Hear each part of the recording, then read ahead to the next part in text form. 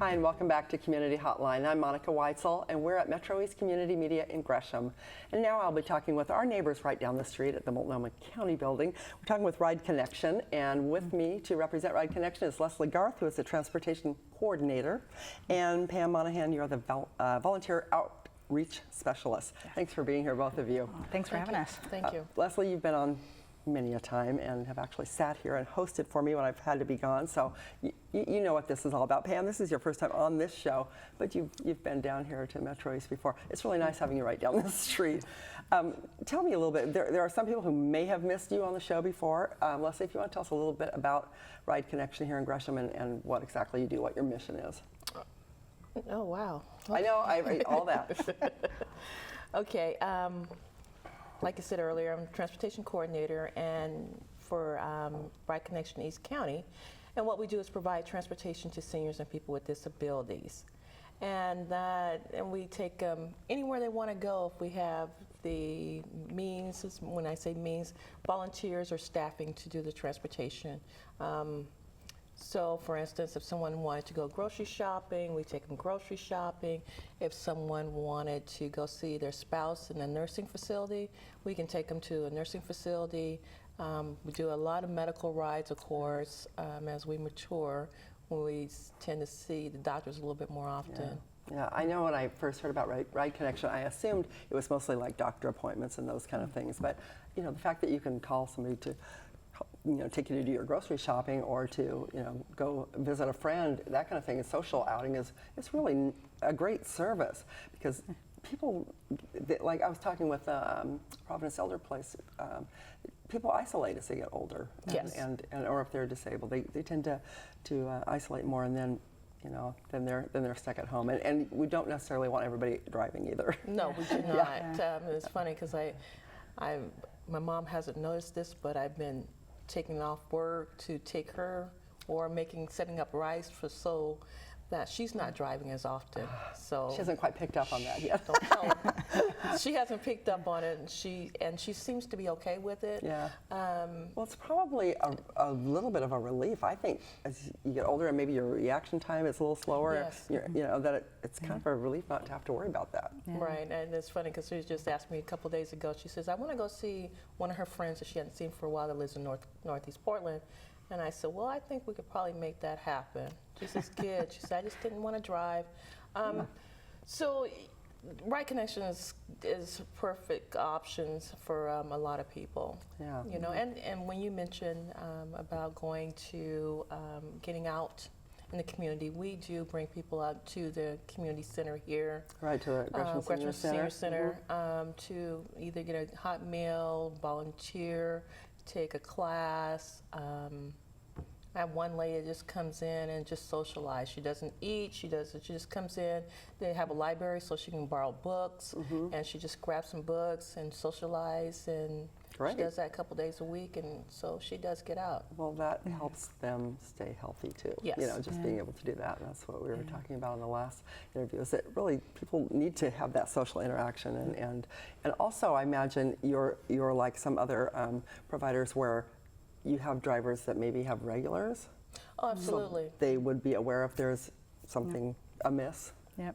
Right. We have one driver. He's been with us for years, and he takes a gentleman named Waldo to his volunteer opportunity. He works with Meals on Wheels, and he volunteers several times a week. He's 92 years old. I love that. And so that's what they do. And Charlie will pick up Waldo and take him to Meals on Wheels, and he's there to pick him up when Waldo's done volunteering. And so it's a win-win for everybody. So it's a win for the driver, it's a win for the rider, it's a win for all the people that get to interact with Waldo at Meals on Wheels. And that's perfect. That's a perfect little scenario. Wonderful. Yeah.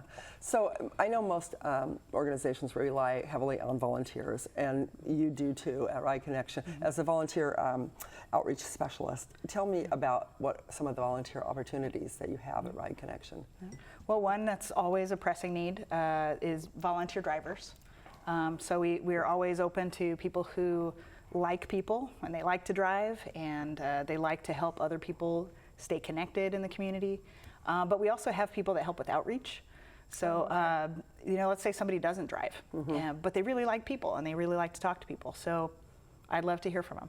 Okay, so you do have opportunities to for just like share tabling at information. events or yeah, that kind of tabling thing? at an event, or even just going out into the community and the places where people normally hang out, and just bringing information about Ride Connection. Yeah. So whether it's a That's easy. library, a coffee shop, the local pub, I mean, wherever it is that people are that might need to hear about Ride Connection, we want to get the word out. Right. Because I think everybody knows somebody who might be able to benefit from, better transportation. So. Right. And we also have people that volunteer in our office. We have people that help with mailings. We have people that help with customer surveys to Okay. check in and make sure that we're filling the needs. So pretty much if someone has a talent or a skill and they're just dying to use it, I'd love to hear from them and see how we can you can make it work. how we can put that in motion. That's good to know, because personally I hate driving. Yeah. But I like your organization. I think it's a great organization, but I wouldn't want to offer to do that. But that's nice to know there's some options there. So your volunteers, what's the criteria? If they're going to be a driver, what is required of them? So for drivers, we ask that they have at least 5 years of driving experience. We ask that they have a pretty good DMV record. We also do a criminal background check for all of our drivers to make sure that the people that we're entrusting our riders to are safe and that our riders can feel comfortable. And then we also offer trainings. So we do a defensive driving training. We have a course that's it's called the Best Ride. And our trainer is actually, she won a national award because she's very engaging. She's great. And it's to kind of help drivers feel more comfortable driving people with different types of disabilities. Oh, okay. So let's say if could you, be a challenge. Yeah, if you're picking up someone who uses a certain type of mobility device, or maybe they're a little hard of hearing, or maybe they have some other type of disability that you haven't really interacted with someone with a disability like that. Kind of to help people feel more comfortable approaching different types of customers and just providing the most comfortable ride possible. So that sounds we great. really want to make sure that all of our drivers feel comfortable and confident. So we don't just say, hey, you're a warm body, here are the keys, go get them. You brought some pictures of some of your volunteer drivers and some volunteers, so maybe we could take a look at those and you could tell us what we're looking at. So I know, I think you are in one of them. You'll see some familiar faces. Yeah. So this is the driver on the left, I assume? Yep. So that is one of our drivers in Northeast Portland, and he is with one of our partner organizations. So we partner with about 30 different organizations, and it's a whole network of agencies that provide transportation kind of under the blanket of Ride Connection. And so this lovely lady, I think, was on her way to a doctor's appointment. She looks pretty happy. Yeah. So. And then these two folks, he is a new volunteer. His name is Jason, and he had been through dialysis. He had some kidney trouble. Now he's able to do dialysis from home, so his health has improved. But we were able to pair him up with a woman who was doing dialysis at the same clinic where he used to dialyze 3 times a week. And so we were able to get them together. So he takes her to the clinic? So he takes her to dialysis. And he's been through it, so he knows. Yep. What And she's going through. we are so thankful for that connection. Yeah, that's great. And this is Marie. She's actually one of our older clients who come to the Gresham Senior Center for a Happy Meal. And she actually is a feisty feisty lady. I think I've seen her down there before. Yes, and so she comes out just not only to get a hot meal, but she's a social butterfly for sure. Yeah. And this, I think, was in Mid-County. I think this is one of the trips that they took to a farmer's market or pumpkin patch. Nice. Because in some of the other pictures that I saw that were taken that day, there were beautiful fall leaves. Oh, yeah. And so it was, I see a pumpkin on the wall there in the background. So some of our service partners, they will, and they're group trips that they'll take people just out for a drive to go somewhere that's fun together. Nice. And then another one of our volunteers, and it looks like she's taking her to a community organization. Oh my goodness, I was just happening to look at that's George Jean, one of our... Oh yeah? Yeah. She's one of our veterans volunteer drivers. Oh, okay. And then we also have volunteers called Ride Ambassadors, and they actually will take group trips out on public transportation. Oh, really? For groups that want to learn how to use TriMet. And so we had a group from Africa House, and they are immigrants and refugees from the continent of Africa who they have a senior center.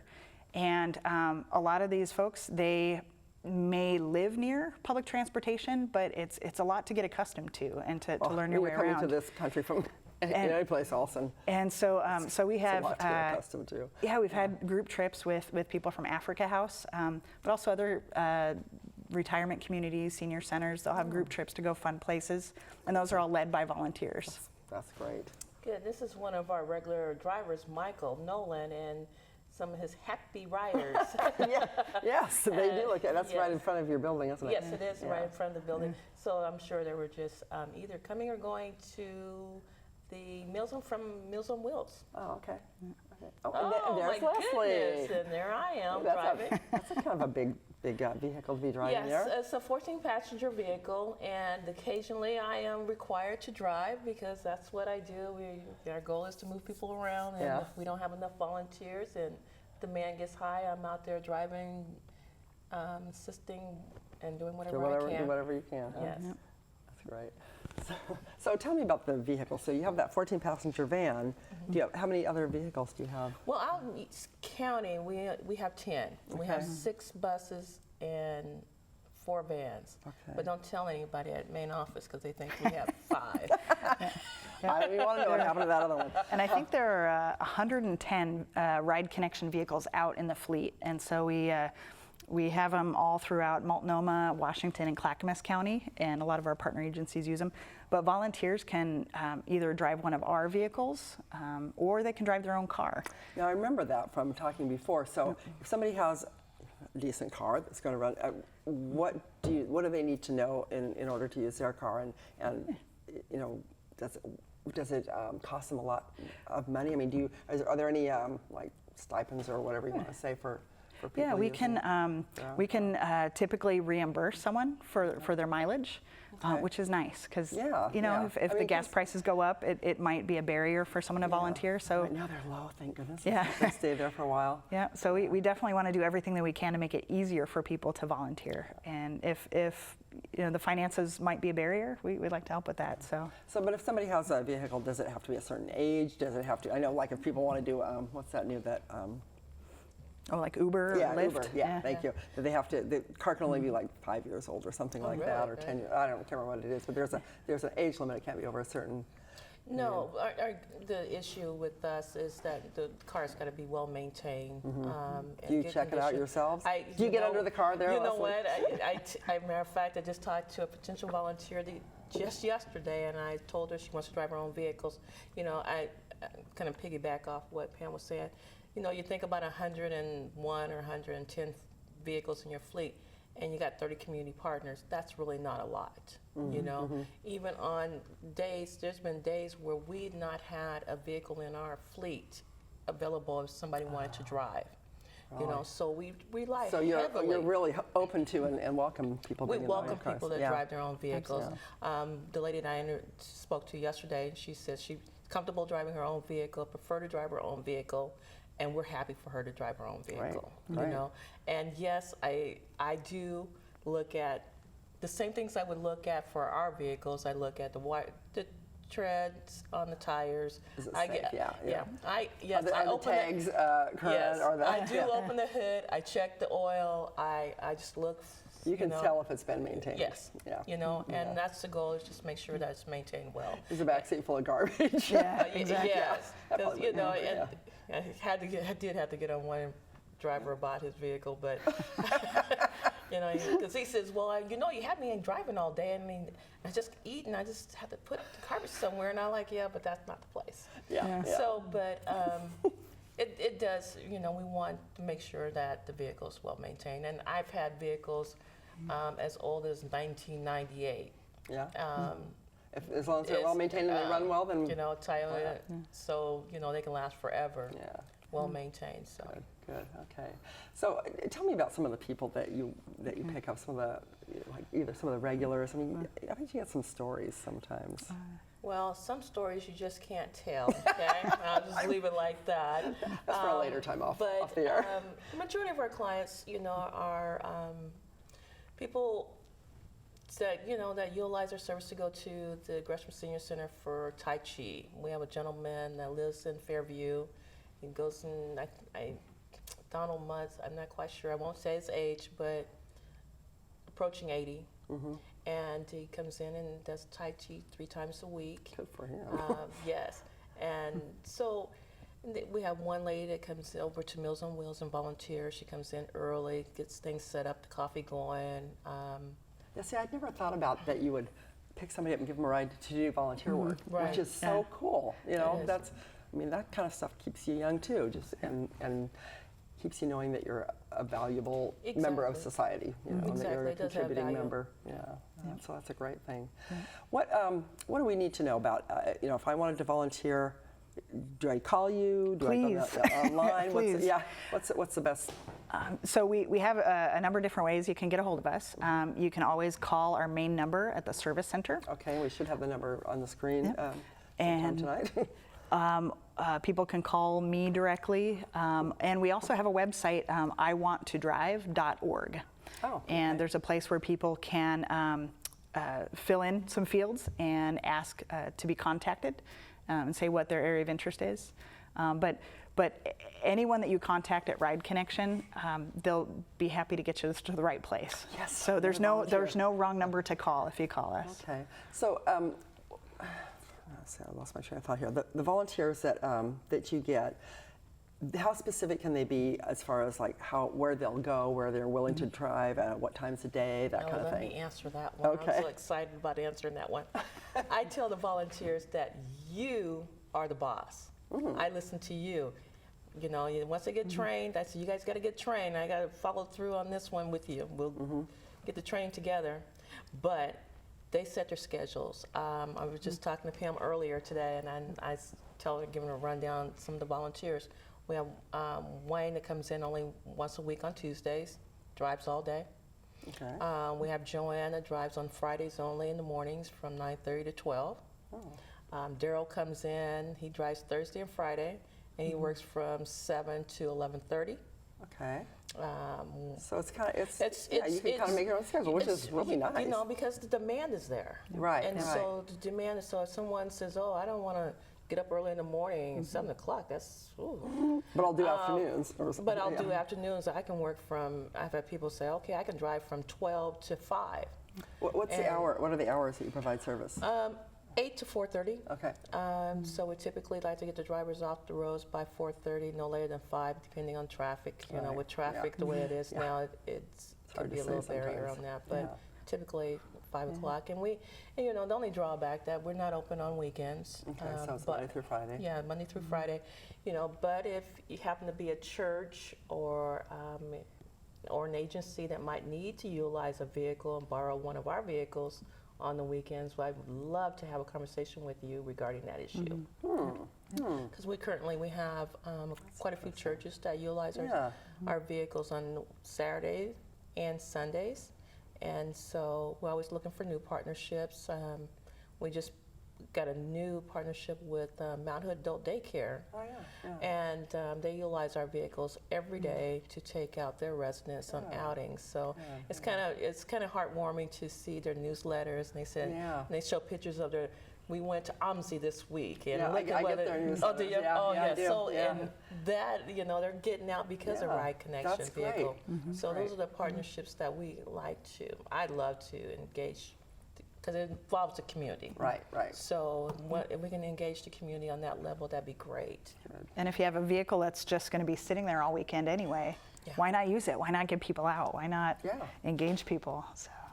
Good deal. Well, thank you very much. We're out of time, so I appreciate Leslie and Pam for coming in today, and I hope that we get some new volunteers from this, because it sounds like you work with them so well, and just give them their options. They can work with their schedule. That's a pretty good gig. Yes. So I have one thing to say. I said, if anyone fills out an application, get it to Pam.